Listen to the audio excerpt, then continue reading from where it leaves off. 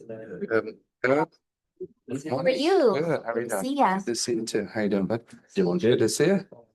Morning. Good morning. How are you? I'm Anissa. Matt. Hi, Hello. nice to meet you.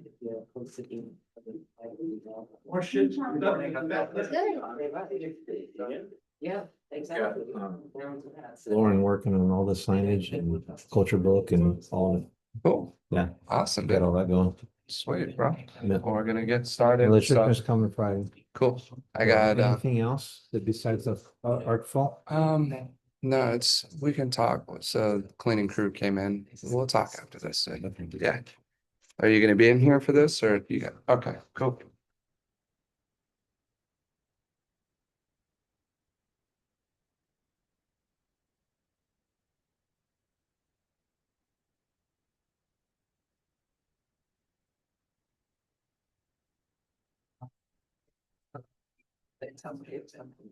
I have a fiduciary relationship to the because you're small as a being, we can, work from corporation, make a budget, that's helpful.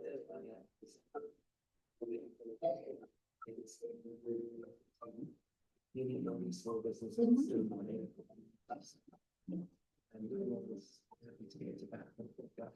For the small guys. Yeah, not small.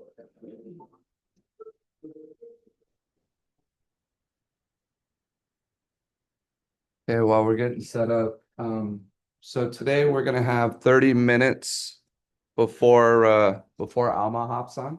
So if you guys want to start with your gratitudes goals, if you guys got your journals, 10 gratitudes, 10 goals, we'll get that going first. We'll jump into our awesome training here with Alma in about 30 minutes. Hey, welcome, Ben. Good morning. Well, we got the crew today. We got everybody. We got Derek in here. Derek's in the house. Derek. For those of you that don't know Derek, Derek's been with us for some time. And so he's we're excited to see him in here. So yeah, Derek's the man.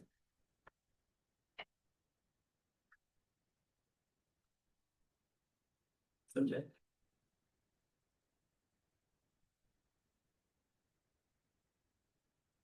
You know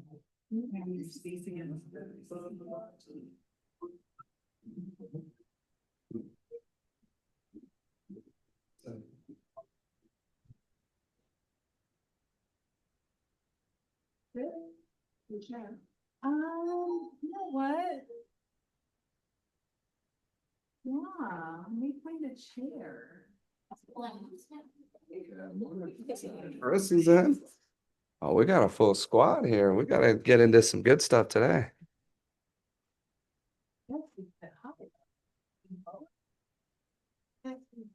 Yeah, you're able to is it plugged in?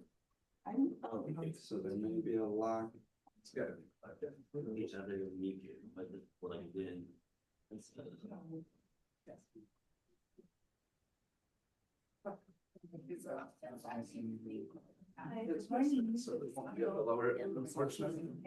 Stand up and train today. Yeah, I like the low ride moment. I went right top, so I went big. Yeah. I had to check out. Hey, don't worry. Lots of neighbors. Doing all right. Checking you out from abroad. You ever asked it? You're in the school. Yes. Yeah. We met. It's just messing up stuff. Busy. We're all dealing with things. Yeah. Doing. Yes, I should college. Another. Yeah, you do. Another world. Sit back here. Just got late last night for. I can share. I'm sure you have a lot of stuff on your desk though. You can move it. I got. You got. Aw, guys. There. Two operators. Now over here.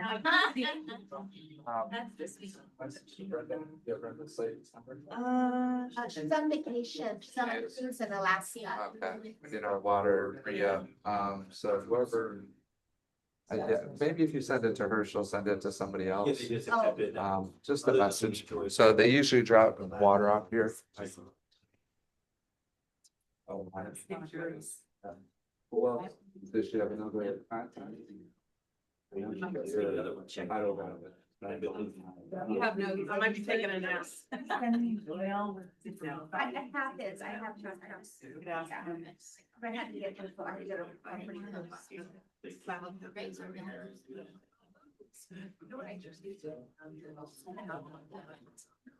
Just on and in and. Good stuff. No. Actually, hey, you.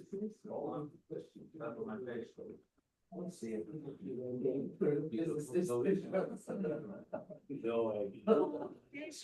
When the getting how that will. Yeah, what we do.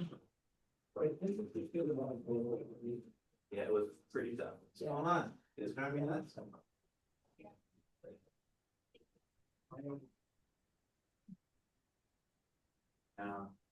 And you so about not too much memorization, not enough like conceptual information for me.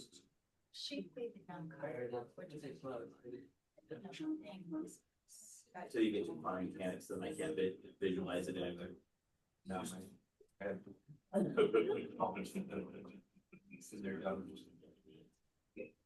I have listened prior.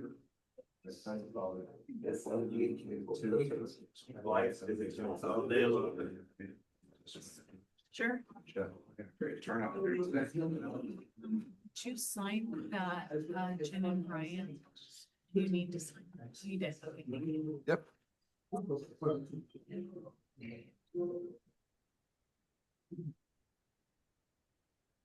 Okay, are we good on our gratitudes and goals? Or are we just starting? Yes. All right, let's get those going. 10 gratitudes, 10 goals.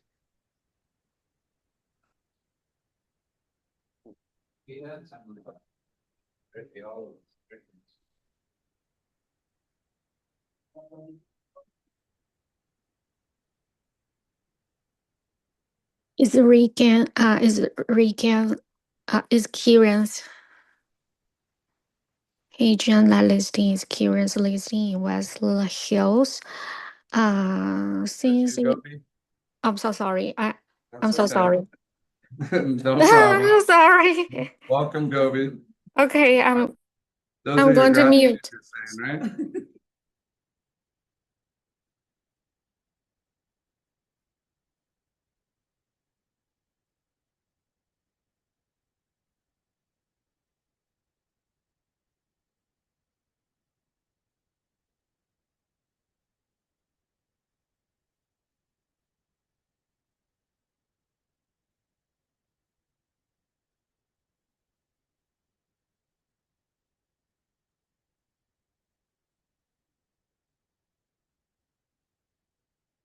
You got air that works here. Mhm. What a concept, huh? That's my first gratitude on here. Air that works. But my first gratitude is seeing all you ugly faces. You always got such a sweet way of putting it. Okay? You're not supposed to put the negatives. This is gratitude, not negative. Got another one. Aw.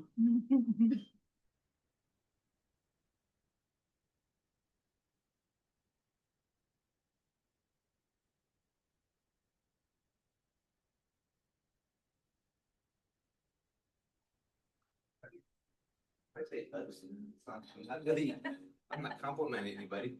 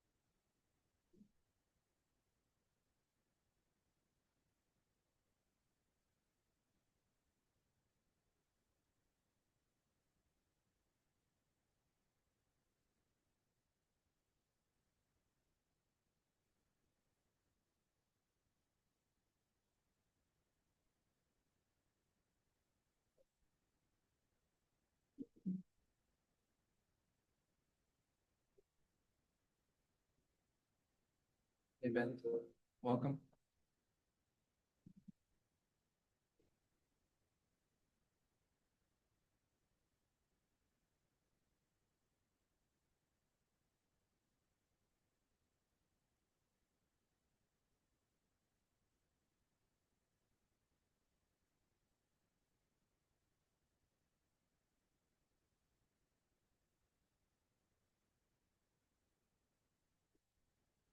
All right, well, let's get this going now. So, wow, it's already 15 minutes in. So in about 15 minutes, Alma's gonna hop on here. Welcome everybody. Pause this real quick. It's an awesome turnout here today. Appreciate you guys all making the effort to be here. And what are we at? June 17th. So almost halfway through the year here. And just a good time to kind of check in on everything and see where you're at. And you should definitely always be doing that through the year. You know, I know for myself, one of the things that's helped change and improve my business is having quarterly goals, right? Something good friend of mine, Ken Gretsch, has taught me is having shorter goals, shorter in terms of time frames instead of yearly goals can be helpful in so many different ways. One, staying focused on something that's more attainable on the short term that you can kind of measure. Who knows here roughly what it takes in terms of if you started working today, how long does it typically take for the average agent with average skills to get business going? Does anybody know? Ballpark. Betty? 90 days. Where have you heard that from, Betty? I don't know. But that's it's always out there, right? 90. I've even heard up to 100 days, probably more so in this market. 100 days from the activities of what we're doing today. So if you have a lot of business right now, right? That's due to what you were doing 90 to 100 days ago. That's 3 months ago. That's off by about a quarter. It makes sense. By about the time that I made the switch to EXP, I had nothing going on. I think I had one escrow in the first 90 days, but zero. It took almost 2 quarters, took almost 6 months before I got it going. But again, I was coming from a different type of position, not that we have to keep getting into it, where my focus wasn't on my business. My focus wasn't on generating new opportunities, prospecting, working, doing those things. So it's very important to understand that what you have today is based on what you were doing 90 days ago. Now, we don't focus on the past, we focus on what we can control today and moving forward, right? And it's the activities of what we do today that typically we're not going to see the results for another 90 to 100 days. And that's just the reality of what it is, which makes it very difficult for people to stay focused in this type of business, in this type of environment. And then on top of that, you got a beautiful day like this today that you all decided that it was important to you to show up for whatever your reason was. And I'm grateful that you all are committed to yourself and to us as an office and a company and being the best in Ventura County in Southern California, in the country, in the world for real estate, right? That's our goal. That's our vision. That's what we all want you all to buy in and be a part of. And it takes attracting the right types of people, the right types of leaders, selfless leaders, people who have a big heart and lead with their heart and who are open to growing and getting better, right? It takes the right type of people to fuel that up. And I know Ken being back, we're all saying how grateful we are that Ken's back here and what he's went through. And we're not going to talk about that every single meeting, every training, but every day I see his big, beautiful face in that office when I walk in, right? It's big and it's beautiful, right? It's what was missing that didn't feel complete as we were all working together trying to get things rolling. And it was like it wasn't whole. It wasn't there. And so seeing him there already just brings it up another notch. Seeing all of you here, all of you committing to this office, to being here again on a summer day that we could all be at the beach, enjoying time with our families. Life is all about the choices and the decisions that we make. Now, I'm not saying that work and being productive is more important than our families and spending times with them, right? But there's a lot more we can do if we're successful in our business for our families. There's a lot more that we can enjoy with them at a higher and a greater, more filling life, right? As well as the example that we're setting for them of what's possible. And are they going to come from a place, and I know how I grew up, coming from a place of scarcity, of limitations, of knowing that I'm walking in the front of the class every morning with a stamp on my hand that says I have to have either reduced lunch or free lunch, having powdered milk. That's why I still love milk to this day, 2% milk, if you're curious. It's gotta be 2%, right? And I'm very particular, actually, Trader Joe's. It's one of my favorite milks. I don't know if you guys know the difference. Trader Joe's milk is a little bit better, right? You guys ever seen Napoleon Hill with Yes. where he knows the different goat, like the goat milk, and he's like, oh, this one had bleach or something like that. That's me, right? My mom would try to have powdered milk. It was half powdered milk, and then she'd fill regular milk on the other half, and I drink it, and I'm like, what is this?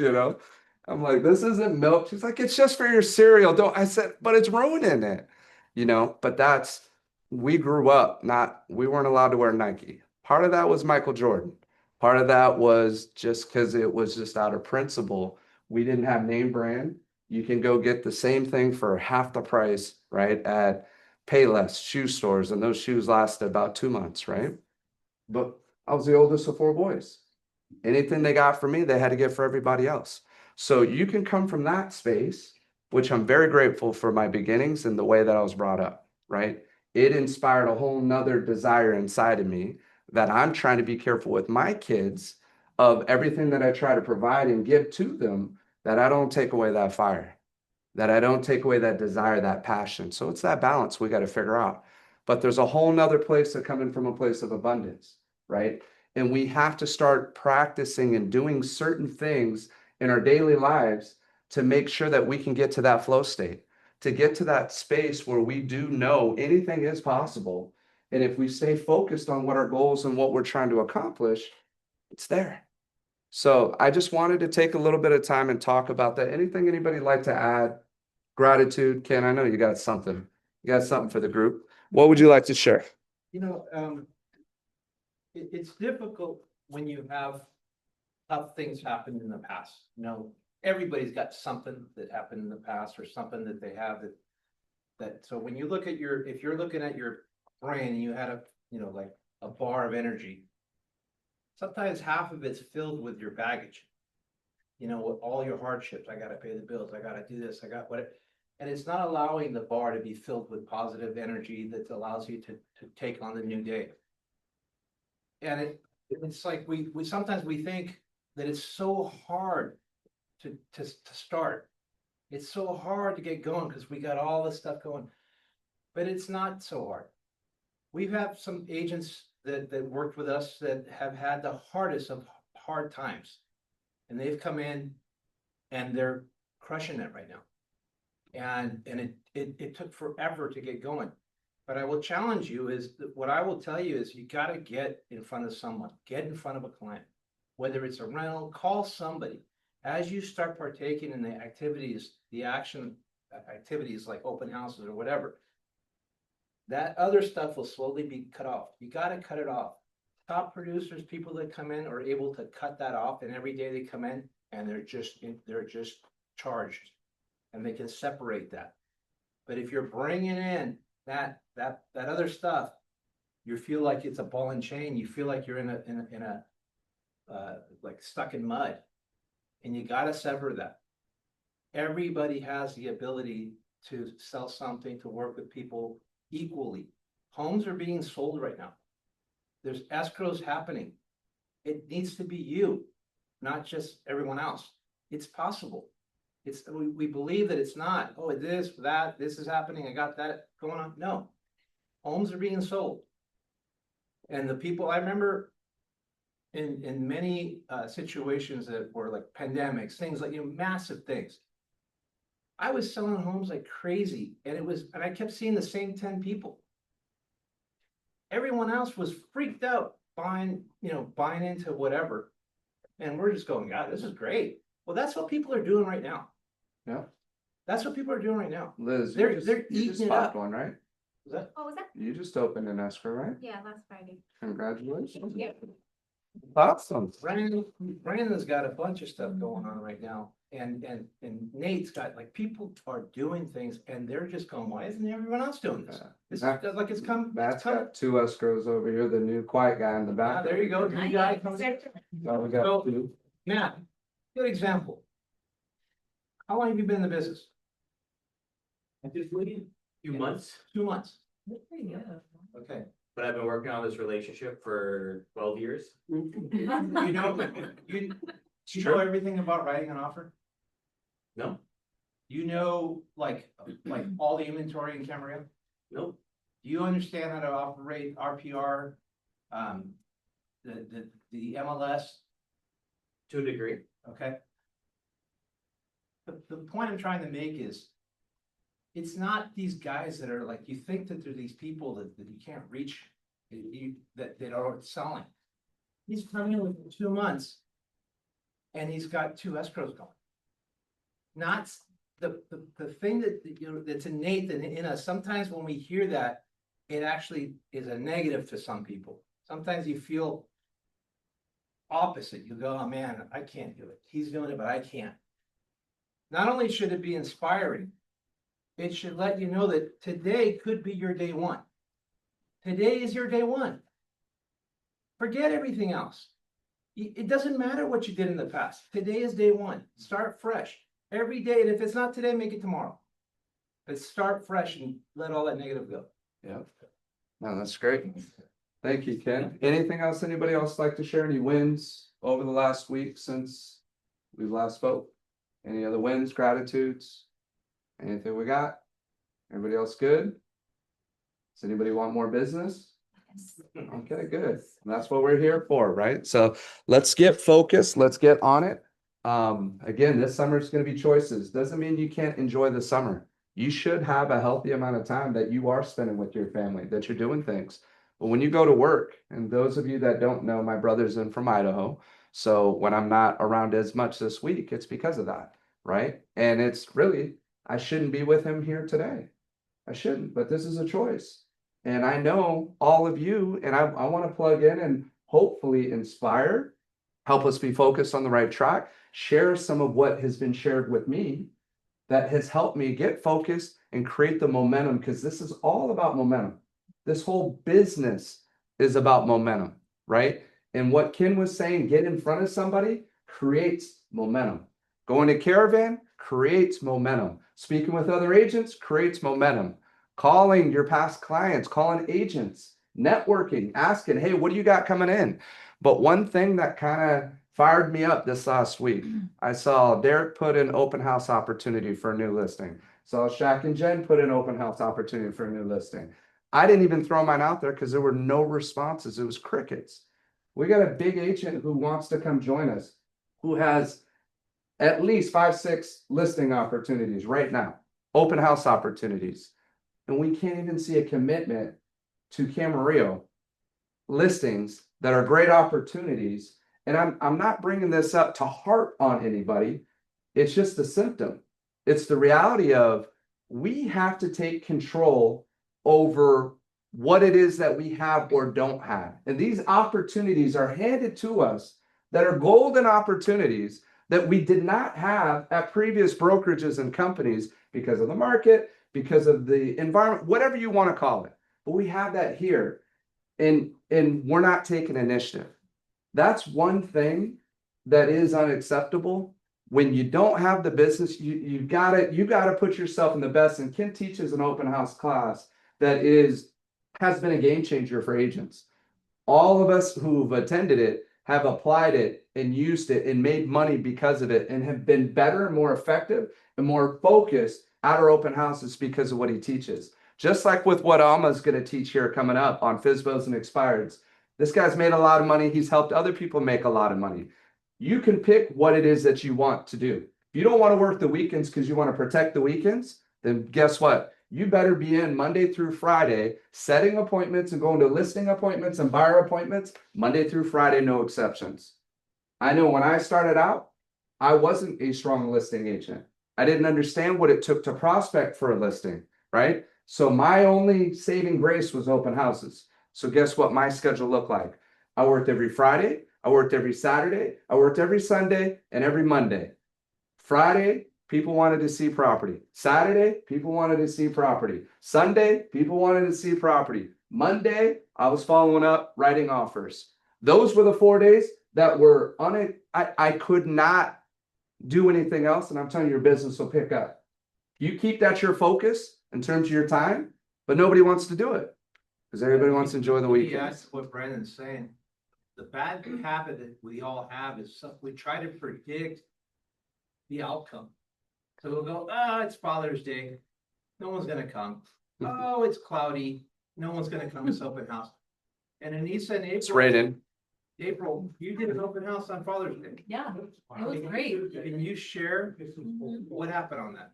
We had about 5 groups come in, and one of the groups was a couple who were touring the open houses, interviewing listing agents. And from what Anissa and Ken tell me, where they live is like amazing, and we built a good rapport with them, and so. That one opportunity could potentially give them a $40,000 commission. That one opportunity, just now, people go, well, I don't want to do that, because I get it. I had, this is the first healthy day I had back with friends as on Father's Day. My son's out from University of Utah. It's the first time I saw my son since my accident. I couldn't pass it up. Not gonna happen. Not gonna happen. But I knew what I was losing too. You know, with that decision, I know that I'm gonna lose business. I could have done an open house, I could have done whatever. We all have to work. In any other job, you work. So you gotta pick and choose and have a balance. That's why when we go through the calendar, you need to write your non-negotiables. Like, I gotta go to my son's birthday party. I gotta go to school here. Put those in first, because you're not gonna show up. Don't kid yourself. And then set your goals, have your action items for those goals, and they're non-negotiable. You gotta finish them. You gotta do it. Once you do that, and we talked, Anissa and I were talking about this, we're gonna have breakout sessions where we're gonna have goal meetings with whoever wants them. And we'll go through and figure out, because everyone's goal is different. So let's figure out your goal. We'll set your calendar, get a game plan, and do your action items. I don't want to keep going, but I just wanted to show you that you can't guess what's going to work and what's not. They're going to potentially get a listing that's going to bring them in half a year's income. I'm building on that. So again, I come from a lot of the same beliefs from Ken, not just because he's brainwashed me and taught me all these things, but because it works. And it's these open houses in California, there's nothing better than it. There's nothing better than these open houses. Now, Alma, he hopped on, he's gonna say FSBO's Expireds are definitely better than it. And there's reasons for that, right? But in terms of California, you gotta remember, it takes 2 incomes typically to afford to own a home here, which means both people are working, right? To make roughly $300,000 a year to afford $800,000 on entry level buying in. Talking to Brian Troop, he said $1 million to afford $1 million, you have to make over 300,000 household income. $1 million gets you 1,500 square feet in Camarillo right now, with 200 plus down. So are they available Monday through Friday during regular working hours? No, they're all working. So when are they available? Saturday, Sunday. Let me go check out an open house. And there's one agent I see in Camarillo right now. You probably know who it is. It's a vacant home that's been sitting on the market forever. I've seen her do more open houses than anybody else that I know. And the house needs a lot of work. But you know what she's doing? She's meeting every single buyer that's looking in Camarillo right now. She's met all of them, whether they're working with agents or not. She's met every single one of them. How many of those buyers have come into this office here? 0. She's met all of them that are looking in the last 90 days, every single person she's met. Doesn't take a genius to figure this stuff out, guys. I'm telling you, and when we make excuses of why we're not going to work because of Father's Day or whatever, put in your time. Do what you got to do. Make your commitments, make your sacrifices, do what has to happen. My dad worked 17 straight open houses in a row. He pulled out the yellow pages when he first got into business, and he'd come out of the room all pissed off, dealing with some of the stuff I'm sure Alma deals with or has dealt with FSBOs and expireds until he refined his script. But people would literally call him a snake. They'd cuss him out. They'd say all this. He was going one by one in the yellow pages. He'd write letters and mail them out to everybody. He did open houses. He did his home buyer seminars that we all had to drop off letters at rental complexes to try to get hopefully 10 people there, and maybe one or two of those people would buy something. But the amount of activity, there was no, I'm going to not succeed in doing this. And again, he came from the military with guaranteed housing, guaranteed, a lot of things, health, but very little pay, right? But you have the necessities. So he goes from that very conservative background to this, and he made it work. And I saw it, and I knew what was possible. He worked every single Super Bowl. He knew the Lions weren't going to be in there. So he's like, I'm available every Super Bowl. And he's pulled business. He's got Super Bowl clients because of every Super Bowl he's worked. He worked, you know why he worked rainy days at open houses for the veteran agents that know? Why would you work a rainy day open house? Why? Because those are the serious buyers. 100%. Only serious buyers looking. You only need one that comes in on a rainy day. They're looking. Why are they looking on a rainy day? They're dead serious. Yeah. Those are clients. That's how you weed through the stuff. But you only do that by not making excuses, by doing, right? And setting and committing. So Alma, I know I told you to come on. Let's get going. I had a whole nother thing I wanted to share, but I want to respect your time. So Oh, you're Alma, good, can man. you hear us? Yeah. Can you hear me okay? Good to hear you. Great, bro. Perfect. Did you want to start off with anything or ask questions in terms of who did the assignment and kind of get some feedback first, or what? Yeah, How would you like to start? I just wanted to kind of follow up on what you were saying. Like, Please do.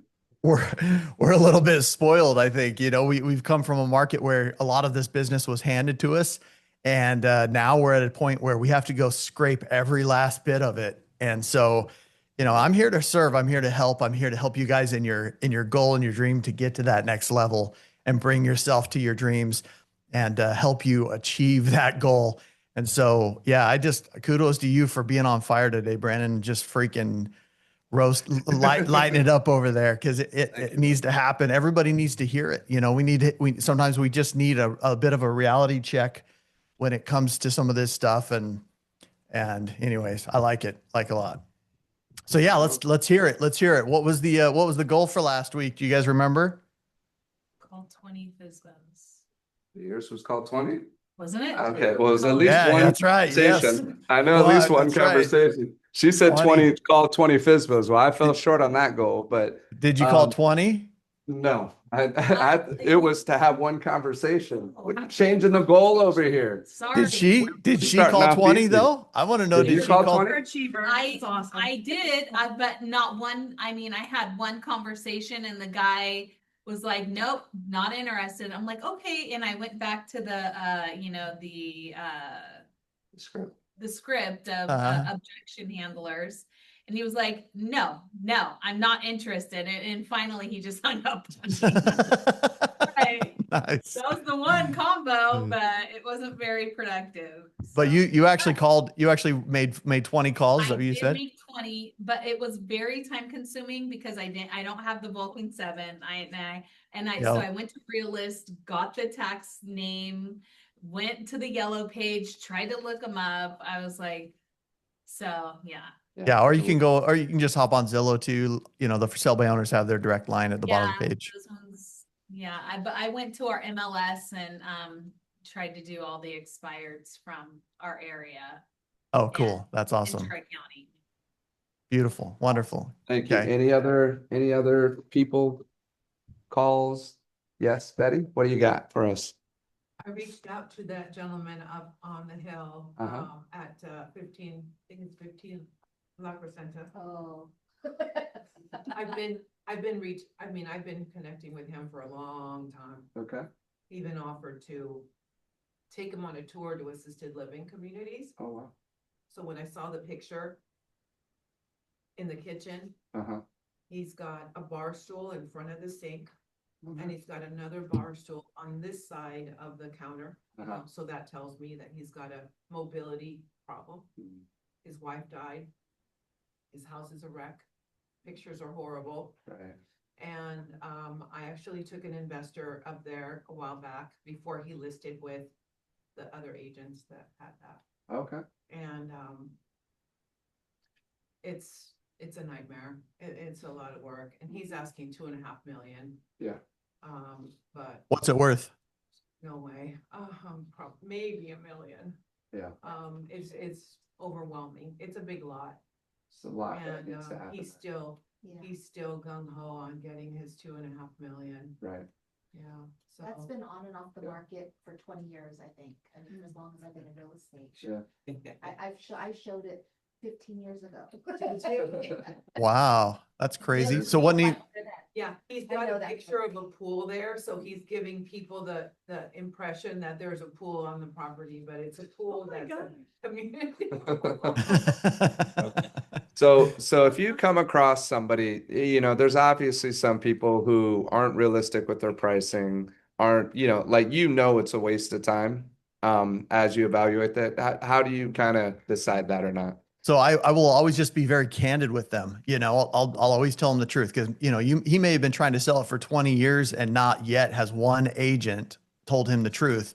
And so you'll just want to, in my opinion, every house can sell. And if people know the truth, sometimes they'll actually make the move and they'll actually do, sell the house. There's 3 things that cause a property to sell. We call them the 3 pillars.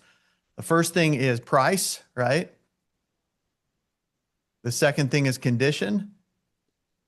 And the third thing is marketing. If you price a home correctly to sell and your marketing and your condition is good, the home will sell. But if one of those other 2 things is out of whack, or if one of the 3 things is out of whack, then the home won't sell. So if you can go in with that perception for him and maybe serve him on a high level and say, hey, listen, I'm going to share with you the 3 things that cause a property to sell: price, condition, and marketing. If we look at your condition, here's the condition of your home. Is there any debate on that?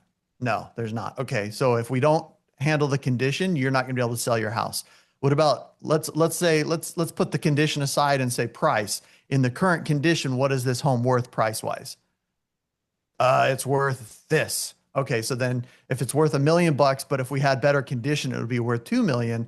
Okay. We're not at the 2 million mark. Are you willing to put the money in it necessary and clean up the property in a way to cause the property to sell at 2 million? No. Okay. Then we have to adjust the price to the condition of the property. If you're unwilling to make the condition better, we have to improve the price. Okay. The marketing is my job. I'm going to go in and with the right price under the current condition, I'm going to market the home and we're going to find a buyer. But it will be under this price because this is the condition, because that is the condition of your home. Does that make sense? Absolutely. So those are the factors, and you do have to make a choice. And I think a lot of agents over the last 20 years have made a choice as to not jump into bed with this guy on the sale because there's so much there that needs to be done. At the same time, if he has the resources to do it or the desire or the ability or the help to do it, it might actually happen. I've sold houses that were terrible, nicotine, brown nicotine walls, and they smelled like smoke. And, we all know the ones we walk into and we just get hit with a puff of air, a puff of, cigarette smoke.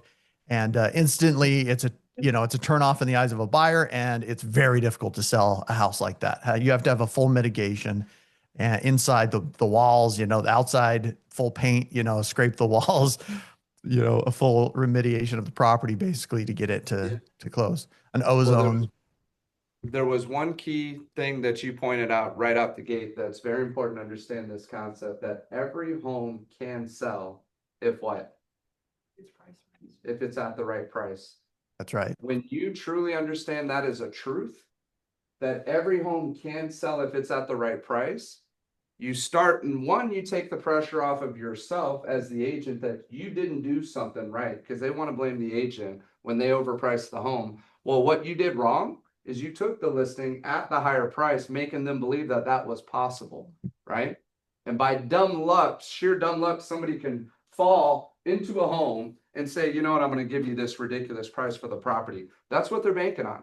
That's what they're hoping for.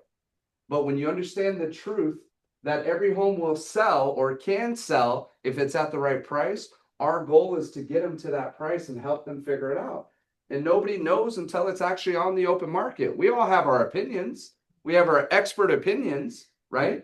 But nobody truly knows until it's on the market. And then we have to set up in future pace that, okay, well, you know, based on the amount of showings we're getting, right? We know from past experience that we're not getting enough showings. So what does that mean? We're overpriced. By how much? Right? Well, we have a formula for that. And we're going to talk about that, which we've already talked about, and you should already have as a part of your repertoire. But I'm telling you, I was doing real estate for probably about 10 years before I learned that from George and John and Mike Ferry, the Mike Ferry organization, that I didn't understand that principle. I didn't understand that concept, that it truly just all had to do with price. So the keywords I use is when we find the sweet spot, and I always refer to a range or a sweet spot. Again, that takes the pressure off of me. In my opinion, this is the sweet spot of what will generate the most desire on value. And that's asking people, do you understand the difference between value and price? What's the difference? Lisa, I'm gonna put you on the spot. Difference between value and price. What the value, what someone's gonna pay. For What's value versus price? So value is what somebody's gonna pay. Any other definitions of value versus price? Come on, Jen. I know you know this one.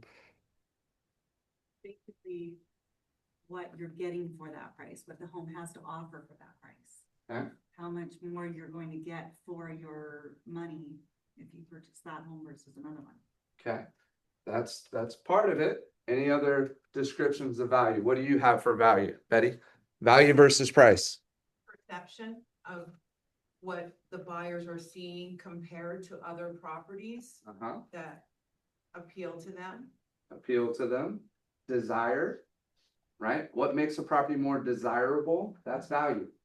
Value's buzz. When you hear value, I want you to think when something has great value, it has great desire, great buzz. What's our job as a listing agent? When we talk about marketing a home, do we want to create a lot of desire, a lot of attraction towards a particular property? Yep.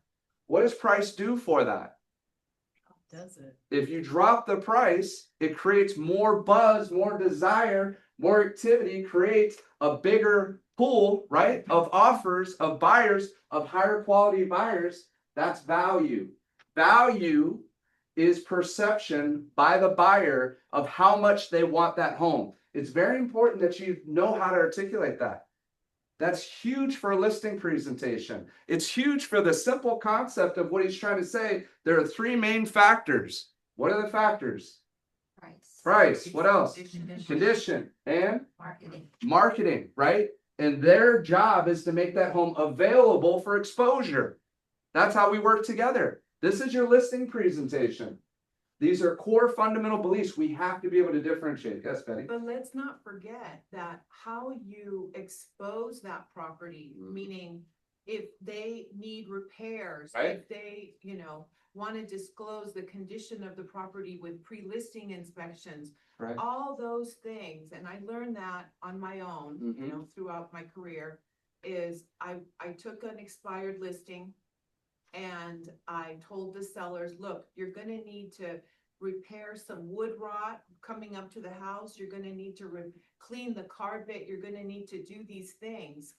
And I elevated the perception of that property. And that's when I knew that the agent you hire, and this is so important when you go on a listing appointment, you can hire all kinds of different agents. Yep. But the one that's gonna tell you the truth, that's Yep. gonna identify what are the factors that are going to be turnoffs for the buyers, because they're coming in with a lot of money, that it's expensive to buy a home, interest rates, etc., and they're going to have to deal with this crap too. Yeah. You know?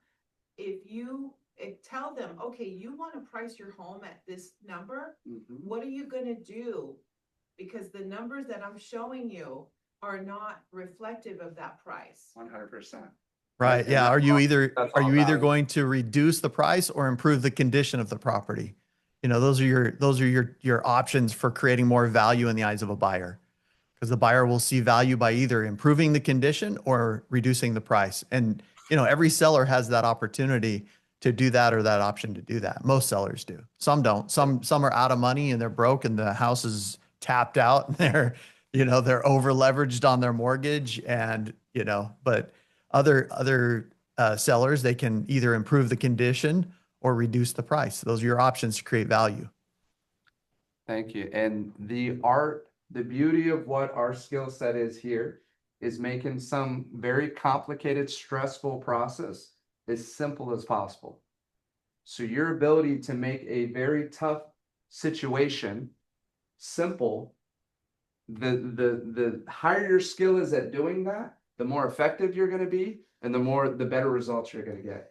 Yeah, and keep in mind, when you get where you're the authority, where people eventually see you as the authority, you're the expert, it's much easier to make them tell you the price. You have to make them self-discover.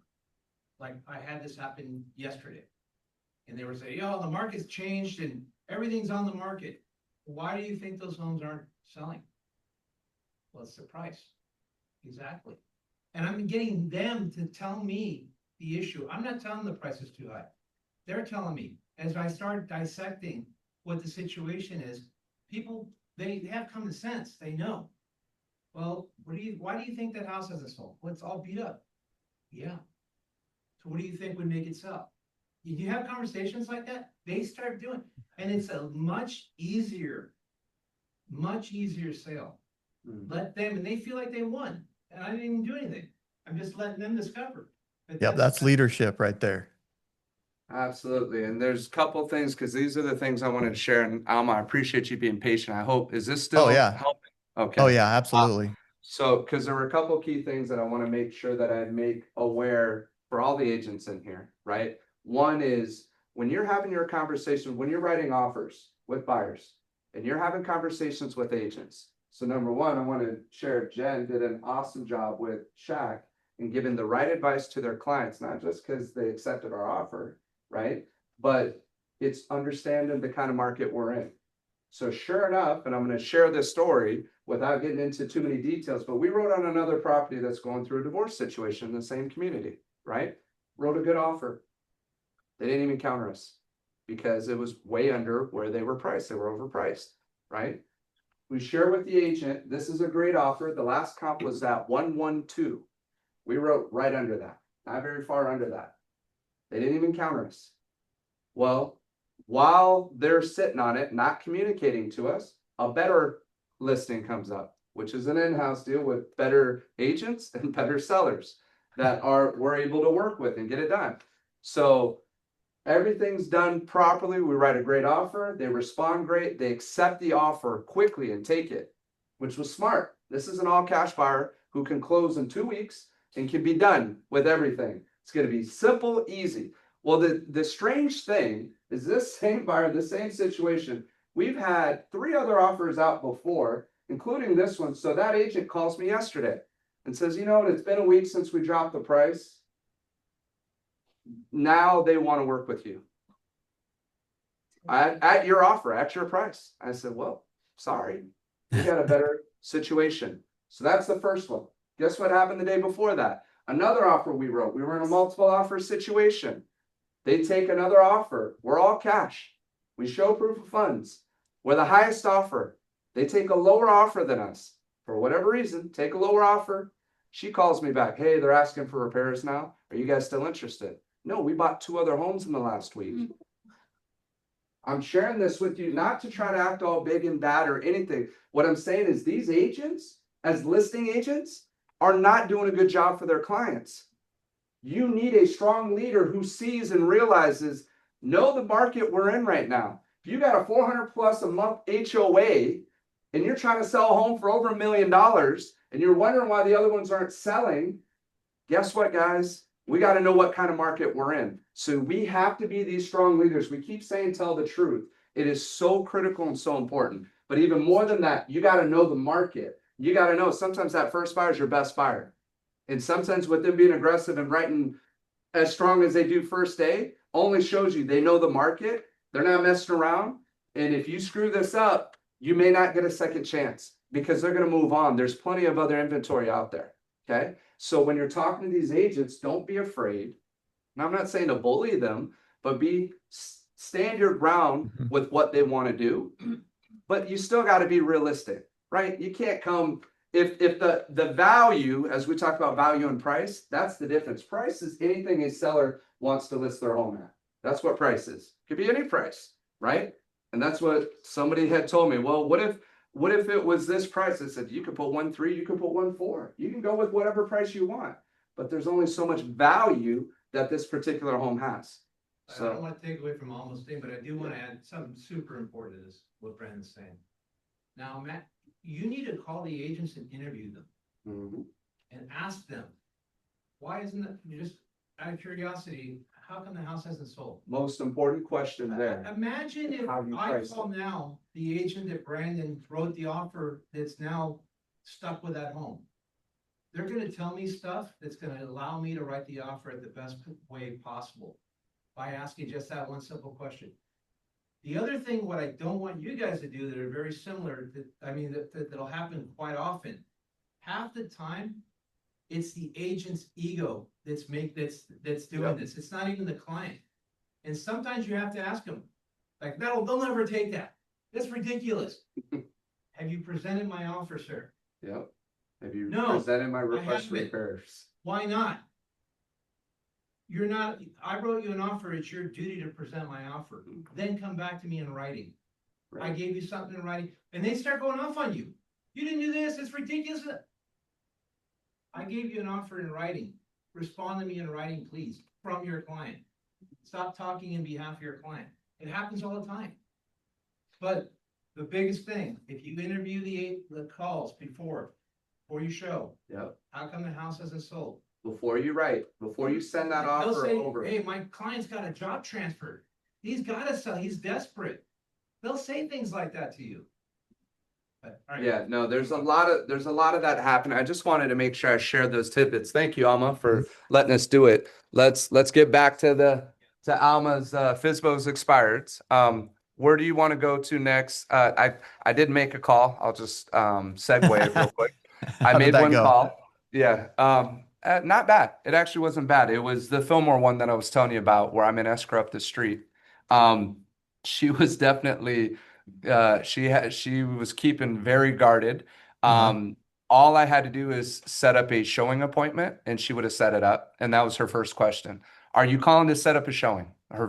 She interjected right away. And I said, actually, no, I'm not. I was being honest with her. I said, no, I'm Mhm. not. I sold the home that's up the street for you.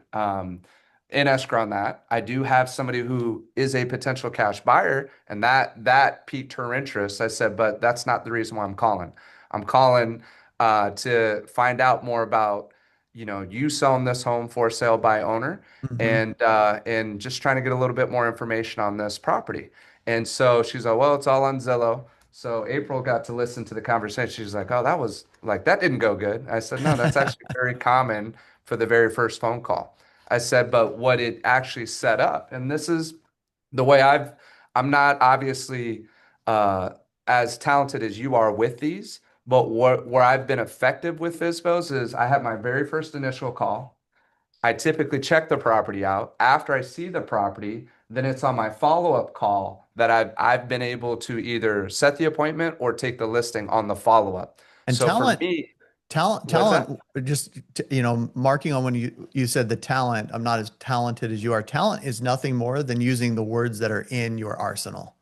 That's Right. all talent is. Yeah, I'm talented because I use the words that are in my arsenal. Mm-hmm. That's all talent is. And then Right. on top of that, you are going to adjust your tones, your rates of speech. You're going to sound less salesman-y, that type Right. of thing. And that takes practice. But the talent comes from, I'm going to use the words that are in my quiver, that are in Right. on my script, basically. And I'm going to go through the processes, every single time, and I've been doing this for over 20 years. Every single time I go through the entire process of emptying all the verbiage on the script to them, I get a result. and it's usually a positive one. And so, you know, if you utilize the script and you go through and you empty all the verbiage on the script and you just simply learn how to say that first section there, the wall section, and you just are able to unload that information with them over the phone, usually you can get to the next section, which is building rapport. Now, if somebody comes to you and they don't set an appointment, they won't set an appointment. What is it at that point that is stopping them from saying yes to an appointment? Are you saying in terms of an objection, like an unanswered question? They still have a question? Yeah, what's preventing them from saying yes to you, or what's preventing them from having a smooth conversation with you?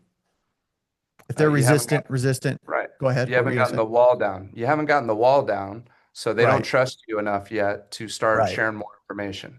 Right. Yes. And you haven't built enough rapport. And Right. what's the best way to build a rapport? Over the house, asking Over the questions house. over the house. Yep. That's right. So asking questions about the house. And so if you guys get to that point where, like she was talking about how she got hung up on, and that guy didn't want, no, I don't want to. No, ask more questions.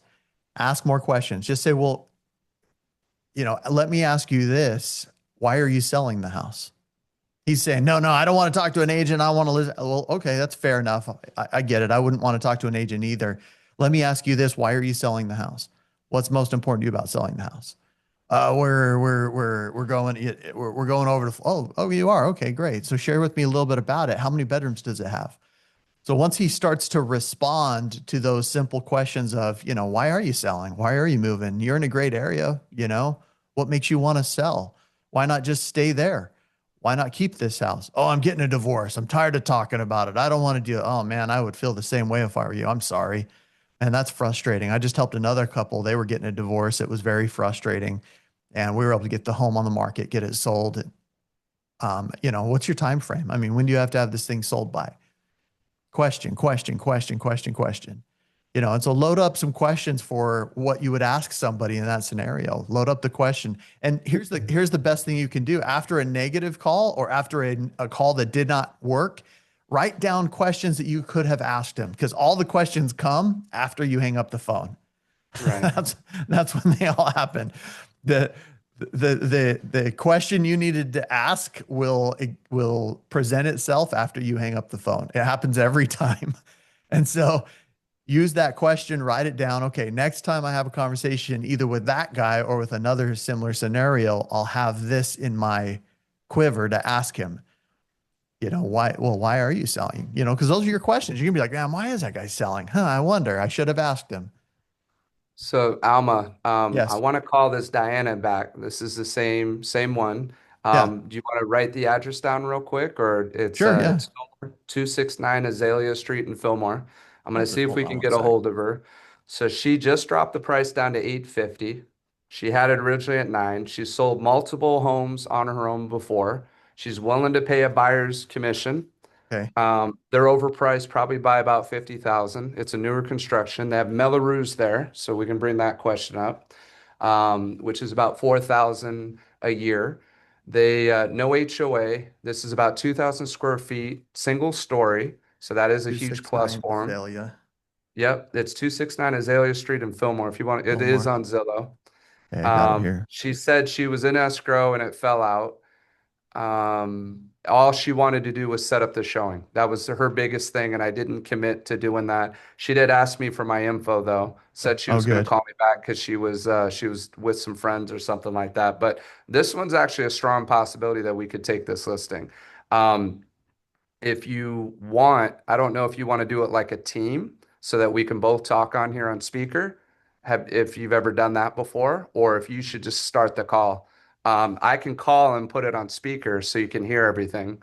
You want to try it that way? Hold on one sec. Let me see. Where's her number For at my on number. here? So it's 661-299-8771. Unless you just want to set Oh, it there it up. is. Okay, cool. Hold on. Let me just see if I can just set it. Okay. What's her name again? Did you say? Her name's Diana. Okay. Do you remember the husband's name, April?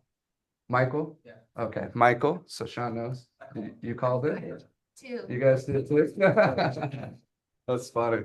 Everybody already called. What's that? Went to voicemail. Yours went to voicemail? No, I. Did you, heard her. do She you have a said- good conversation? Oh, no. No? I started asking her the questions about the house and she goes, didn't you even look at my listings? She goes, I'm not gonna talk to you until you look at it. Yep. 'Cause I was about the house. Right. Yeah, she was Yeah. very pretty. Yeah, She told she's- me she's- a realtor on the side. Does she? She, whatever that means. Right. She sold 5 homes on her own. Uh-huh.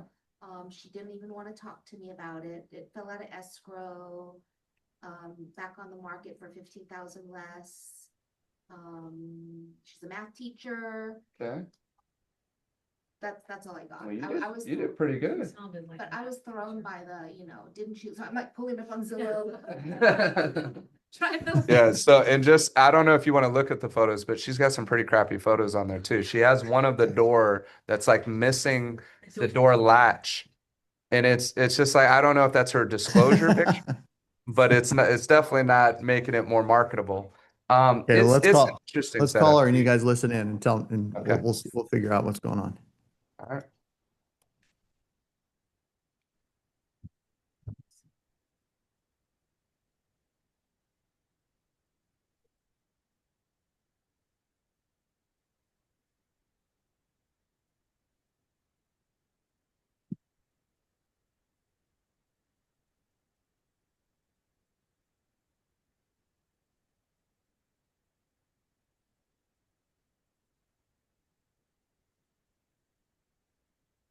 Hi, this is Diana Stroh. If you are calling in I'm regards gonna leave her a message. and looking for a listing, please hang up the phone. If you are a realtor and you have a client who's interested in booking a showing, I'm more than happy to show my home. Again, please do not leave a message if you're looking for a listing. Thank you. Bye-bye. I was calling about your house for sale here. This is Alma. I'm a local agent. I'm sure you've had a ton of agents calling you try to list the home. I can tell by your voicemail. Fortunately, the purpose for my call is we just sold a couple of properties not far from you there here in our office at EXP. And so I was just calling to get some info about this one. Yes, I would be open to potentially a listing on it, obviously, if it made sense for you. But first, we would want to identify that you're able to net what you need to, like we've been able to do for some of these other folks, and make sure that you can put in your pocket the amount of money you're trying to get. And then, obviously, we'd be open to exploring something like that. But if not, no big deal. Either way, give me a call back. We sell a lot of homes here in the area and thought it might make sense. So give me a call when you get a sec. Thanks so much. Bye.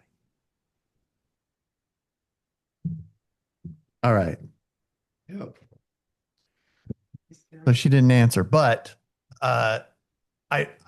even if they say don't leave a message, like I'm still going to leave a message.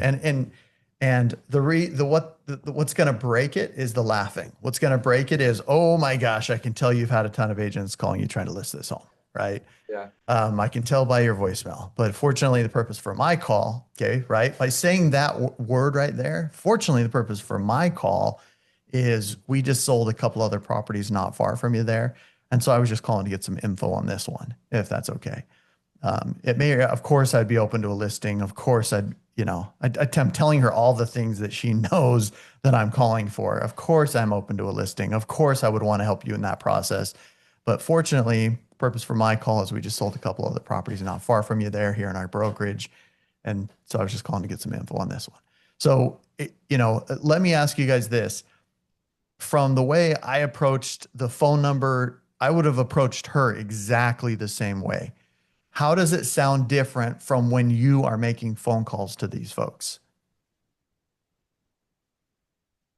That's very relaxed, non-pressuring, and you're earning the right to ask questions because you're validating that you've sold properties nearby, and you're just calling. The purpose of your call is to get some information about their property. Right. So I'm differentiating myself. I'm super calm, very relaxed in the process. I'm not holding my breath, hoping she'll say yes. I'm not worried about her being pissed off at me. I'm going along with her. If she's pissed, she called. I'm so pissed. You dumb agents. I can't believe you called. Blah, blah. And they're like, oh my gosh, I'm so sorry. There's been so many agents that have called you. That must be really frustrating. Yeah, it's been terrible. It's been terrible. Yeah, I can tell it's been terrible. Oh, I just can't even believe the agents have the gall to make these calls. Yeah, I can't believe they do either. That is insane. Well, fortunately, the purpose for my call is we just sold a couple of other properties not far from you. So I was just calling to get some info if that's okay. Uh, yeah, sure. Okay. All right. All right. So tell me a little bit about it. How many bedrooms does it have? It has 4 bedrooms, 3 baths, blah, blah, blah. Okay. And how many square feet? All right. And what about the kitchen? Have you done any upgrades to the kitchen since you've owned it? Yeah, I did. Well, didn't you look on the Zillow ad? Oh, actually, it's on Zillow. Okay, well, let me pull it up real quick. So it's on Zillow. That's good. Oh, wow, this is beautiful. Oh my gosh. Wow. This is a gorgeous, gorgeous. Hey, what's up with the door picture? Like, I'm gonna ask, like, why do you have an old beat up door on your picture? Well, I mean, I was just showing the doorknob that it's an antique doorknob and that this home has features like that. Oh, okay. It just looks like an old beat up door to me. Have you had anybody else comment on that? No. What's wrong? I think it's beautiful. Well, some might think it's beautiful. You might think it's beautiful, but not everybody's going to think it's beautiful. But everything else looks beautiful. I mean, I'm going to talk to her like I'm her friend. I'm going to give her information like she would receive from somebody who truly cares about her, right? So I'm looking at her listing right now on my phone. I'm going, okay, yeah, this is really, really beautiful. Like your house would show really well from my photographer. But why are you selling it? I mean, you're obviously in a great area. The house is beautiful. Why not just stay there? Oh, and actually, what did she say? What? She retired. She's her plan was to retire. She owns multiple properties because I Mhm. asked her, I said, "Are you moving out of state?" She's, "Oh, well, we're still not sure yet. They're trying to see if they sell their home first before they decide, but she's got other homes she can move into." She's definitely got the know-it-all when she responds to everything. You know what I Uh-huh. mean? It's very but she doesn't have a clue because she doesn't have it priced right. Right. She's starting to come closer to the right price and she's willing to pay a commission. She didn't say how much, but she's like, yeah, if you do your work. So there's definitely this feeling, negative feeling towards agents of, I'm willing to pay you as long as you're willing to work, right? Okay. Yes. Okay. So then I would just say something like this. Well, you're already willing to pay an agent. Right. Let me ask you this. If we could figure out a way that by working together, we could cause the property to sell through a listing and you didn't have to pay any more money than you're offering right now, I mean, you'd be open to at least exploring that, right? Yep. And I'm going to use the same pattern of closing. Be open to at least exploring that, right? If you didn't have to pay any more than you're offering right now, and we could get your home sold like we've done for some of your neighbors, you'd be open to at least exploring that, right? And So, you know what?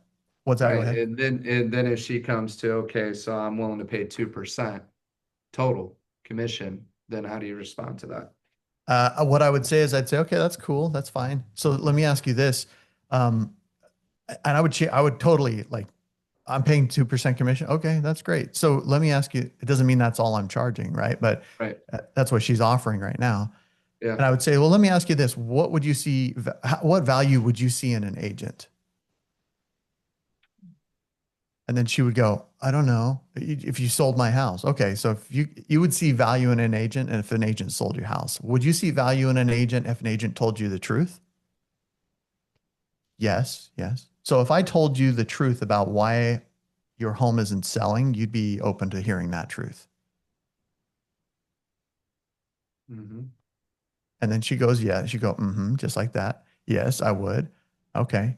So I see a few things about your home that I absolutely know are preventing it from selling. Can I share? Yes. Okay. What time works best for you, afternoons or evenings? What I'm going to do is I'm going to share with you why the home hasn't sold, why you've had to do a $15,000 price adjustment on the 10th, and it still hasn't added more value to the house. I'm going to share with you what you would need to do next to cause this house to sell, to make it sell. Because in any market, we can make a home sell. We just have to do certain things. And so, no, I don't have any high pressure sales pitch or any of that junk. I will just share with you what my X amount of years experience has taught me. I don't care if it's 6 years, 2 years, what my years of experience have taught me in real estate on how to sell this house and any other house just like it.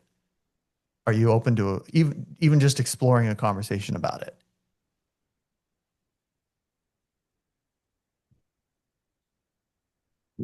Good, Okay. really good.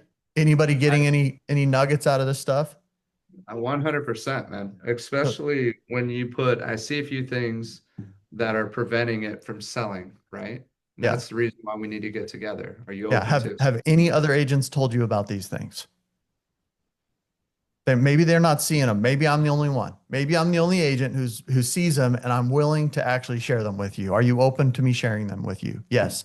Okay. What works best for you, afternoons or evenings? I can come over Thursday evening, or I can come over tomorrow, whatever. Come over tomorrow evening, I come over Thursday evening. What works better for you? And here's the thing, when I come out, just so you know, I don't have any high pressure sales pitch or any of that junk. You will know as well as I will whether or not it makes sense for us to work together. Okay, that's a critical term. Let's try the call one more time from my phone. I'm gonna put it on speaker. You could be me. Okay. All right, you ready? One more Yeah. time. Let's see. Mhm. Because I think it's the out of area number that she didn't pick it up. Let's try one more. Speaker. It's Diana again.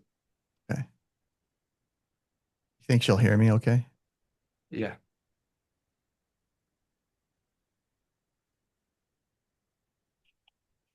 This is Diana. Hi. Hey, I was calling about you have a home for sale? Correct, in Fillmore on Azalea In Street. Fillmore. How can I Yeah, help you? on Azalea. Okay. And you're selling that for sell by owner, right? You're not using an agent? Yes. Correct. Okay, cool. Well, my name's Alma. I am a local agent. I'm sure you've had a ton of agents calling you trying to list this property, right? I usually don't answer the phone call. I thought you were somebody else I have from Oxnard coming to look at the house. Go Oh, ahead. you thought I was OnStar? No, I have another. No, that's not what I said. Oh, I have another client named Brandon coming in from Oxnard. So I saw it pop up, Brandon in Oxnard. I thought you were him. That's Oh, why okay. I answered it. Oh, So- cool. Awesome. Well, fortunately, the purpose for my call is we just sold a couple properties not far from you there. So I was just calling to kind of get some info on this house. Is that okay? No, it's all there online. It's all there. Oh, so you do have it online? Yeah, it's all there. Okay. Where's it at? Do you have it on Zillow or Trulia, or where are you at? Yeah, it's on Zillow. It's all there. Okay, cool. Hold on, let me pull it up here. And I'm only working with realtors that bring a buyer. I've done this probably half a dozen times for sell by owner. It's not rocket science. So it's not your first rodeo, huh?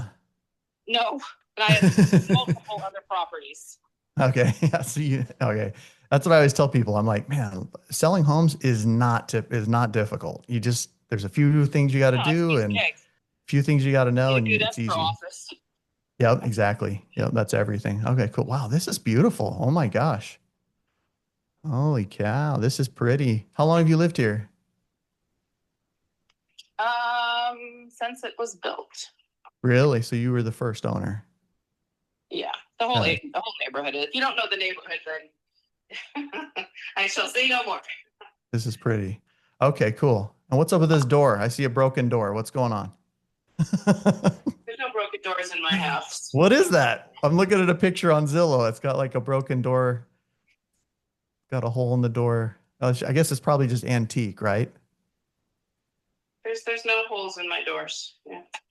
What is that on Zillow? I'm serious. I'm looking at one of your pictures on Zillow, and it's got an old door with a black door handle, and then it's missing. That's a black door handle. There's no hole in my. These are 125-year-old doors. Okay, they're just antique These doors. are back east from an estate of my friends.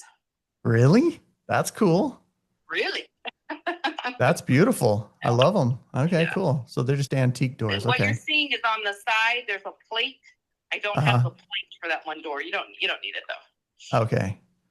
That's beautiful, actually. When you look at it that way, when I understand what it is, that's really pretty.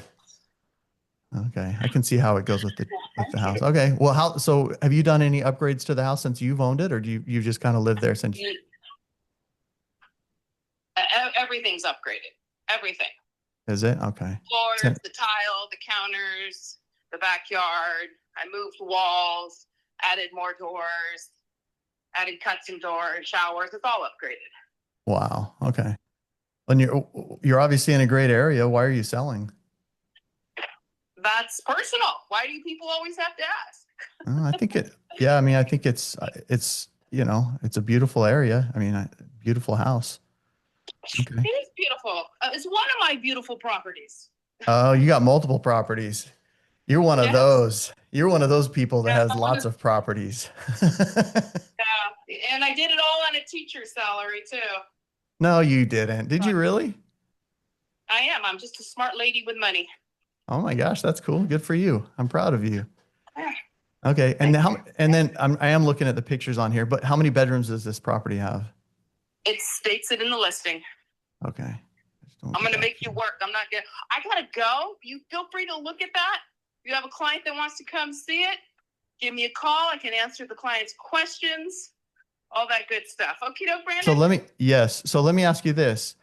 I don't know if this would work for you or not. It may not, but I'm looking at comps. How did you come up with the price? I looked at comps. Okay. Because I'm looking at some of the ones we've sold here on our team that are similar, kind of in the area here. Well, they're different if they're a one story, Brandon. Right. Yeah. Single level versus right. But I'm just saying, Single level, always go for more, especially my lot. Okay. So you see more. The couple had some medical issues and had to back out. So I have another couple pending. They're going to be here tomorrow to look at it. Okay. So let me ask you this. Price right. If you are, so you've already basically sold it once. It was in escrow. Yes. Okay. Yes. So you already basically I have got a couple that looked at it last fall. Just their friends of friends. They're coming back over this weekend. They're reconsidering too. So we'll see what happens. Okay. Cool. Well, and I'm just here to serve. It doesn't always make sense for me to help people out, but I've been doing it for about 21 years and I've helped a lot of people. We also have a family realtor that when I need help or whatever, I just give Bruce a call and he's always there. And I always is it Bruce Lee by chance? No, no. Oh, okay. I just thought, Southern California, you never know who your realtor is these days. No, he's been with our family for 25 years. Cool. Well, this really is a beautiful house. It looks fantastic. And I think you won't have a problem selling it. I do see a few things on the listing that would throw a few red flags from an agent perspective, but other than that, the house is awesome. I think it looks great and I think you'll sell it. Let me ask you this. You're already offering, okay. You're not in a rush. Nope. Okay. And you're obviously already offering a buyer's agent commission. What if we could figure out a way to sell the house by listing it and still Brandon, only ask? Hold on. You've exerted my time. Hear me out on that. I think this might make sense. I think this might make sense for you though, because the game has changed a little bit, Brandon. right? I gotta go. I got someone at the door. So you're welcome.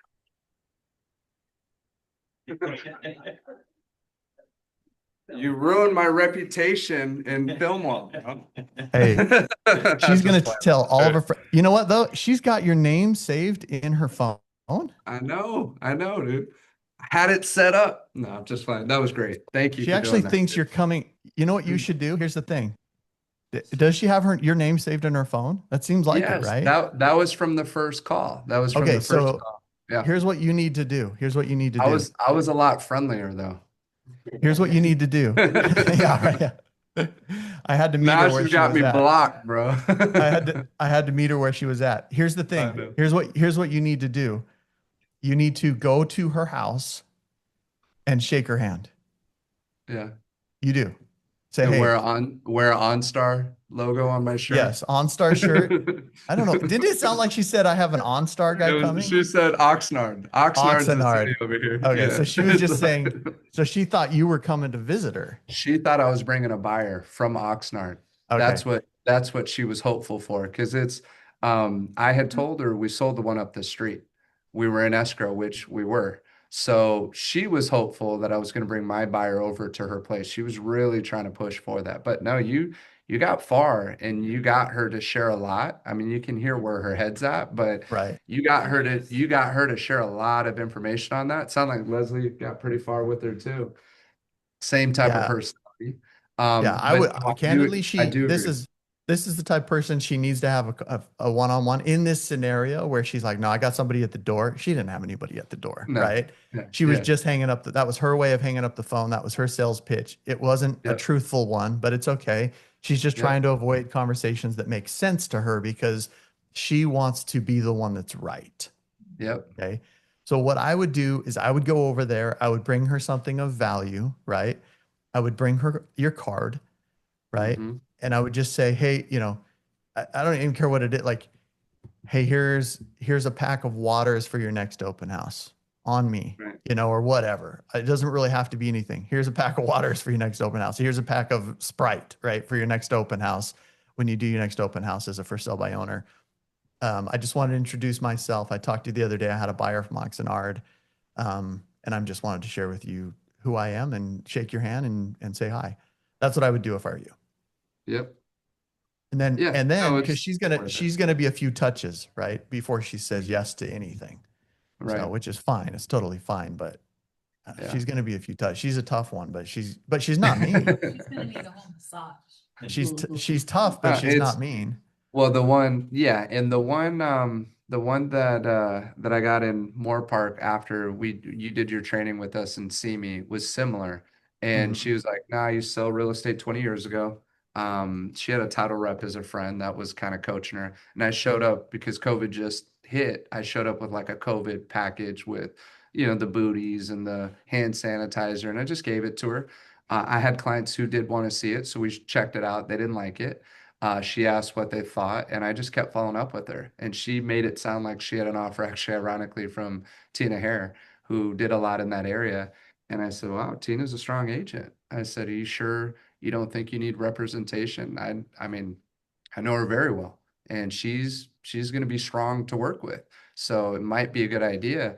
And she's on, no, we're good. And then so I followed up with her again, I think on the third day. And I said, so did you put that deal together with Tina? She said, all right, Brandon, I was bullshitting you. I didn't have an offer from Tina. And I was talking to your husband or my husband, and we want you to come over later today. And I went over, I listed the home. So it was that follow-up though. Yes. I could see the same with this Mhm. person, even though I'm pretty sure she put this guy's an asshole blocked. No, she didn't. Well, and that's the thing. It Like wasn't bad. It no, wasn't she bad, but she was didn't smart. think I was an asshole. We were grooving. She was laughing. We were having conversation. And that's when you go over and you have a conversation and you say, hi, hey, I'm Brandon. Yeah. Here's this, here's whatever. Well, the house isn't going to sell. So by the time I close the one down the street, I'm going to go stop by and drop something off for her. Good. And Yep. give her a pie or something. Yep. But yeah, there's no like wrong way to handle like I guess there is a Right. wrong way to handle somebody like that. The wrong way would be to switch to mean, right? To switch to rude, to switch No. to your ego and get offended by things. No. She wasn't doing that and I wasn't doing that. And so that's, I Right. think you have a good chance of just maintaining a good relationship with her and then eventually you getting her as an agent or getting her as a client for sure. Yeah. No, I appreciate you doing it. I had a feeling she was going to answer when I called just because yours was out of the area. So that's why I was like, Yeah. let's do this one more time. Let's try. So, I mean, any questions that you guys have on that? Yep. Quick one. So Yep. how do you explain when you see her that she got a phone call from your number with Alma? Well, she still thinks it was me. She She kept saying I Brandon. thought that was you. She kept saying Brandon. Yeah, she kept saying Kind Brandon. of sounded like too. Okay. That's why I didn't correct her either. I didn't want to kill the deal. I didn't want to kill the relationship. But that's a different phone number. But you don't need to recognize The voice maybe. his voice. was No. loud. They don't. Cool. Mm-mm. Just check it. Yeah, if she's that smart, then we'll say, yeah, we were tag teaming from Florida. Yep. I was in the pro, right? To take you down. Yep. It doesn't matter. The whole point is don't overthink it. Just do it. Just Yeah, just the make call. calls, have conversations, ask questions.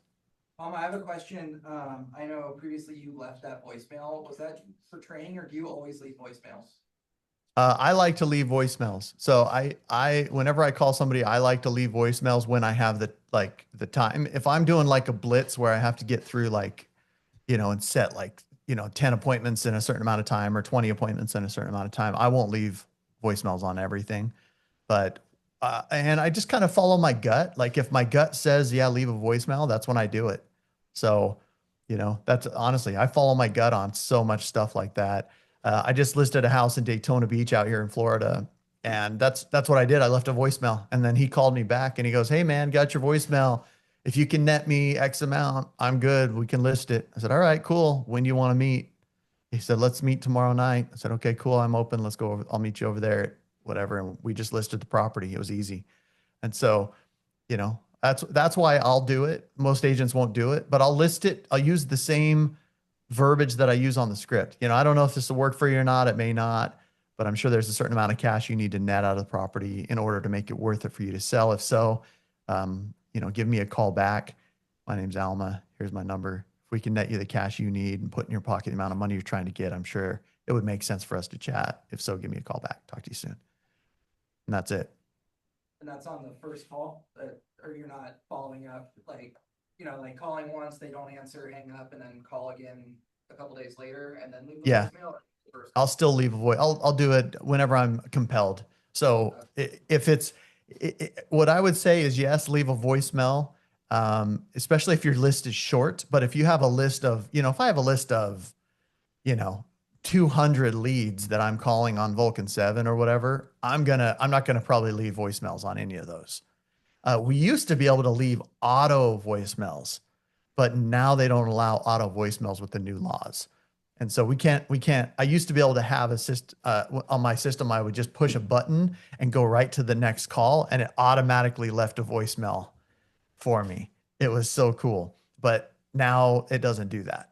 And so now I have to either leave them myself, and also I can't call more than one line at a time. So I do have a dialing system that dials the numbers for me, which saves me a ton of time, but I can only dial one line at a time versus multiple lines. I used to dial minimum of 3 lines at a time.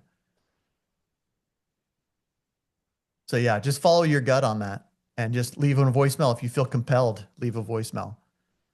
Any other questions? I know he had a hard stop at 11:30 our time. He has another meeting, but anything else? Derek's got one over here real quick. Yes. Yeah. Quick question, Alma. So it seems like you've been doing this for a good amount of time because you really had some good art as you were talking to this lady. When you jumped into this FSBO piece, how many calls were you making a day? Because again, you know, just listening to you, it was like you were smooth, but you knew what to say next. It was natural. You got this, you know.